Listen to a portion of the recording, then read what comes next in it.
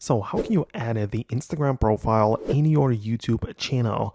Let me explain how it works. Let's get started. If you're new here and the first time on this channel, consider subscribing as there are plenty of tutorials which I believe are going to be helpful to you. So make sure you never miss anything. Now, of course, at first, go to your Instagram and tap on your profile in the top right portion. So you can go like this and then click on the share option. So when you click on share, you're going to get the QR code, which you can save or other people can scan it. But we are interested in the link only because the link is the thing that you want to paste into your YouTube channel. So click on copy link and then you can decide where exactly you want to put it. So you can go to your YouTube videos either through the Studio app or through the official YouTube app, and you can go to your channel and click on like your videos, perhaps tap on edit, and you will have the ability to paste it into the description there. So you can just say something like, this is my Instagram, and you're going to paste your profile there.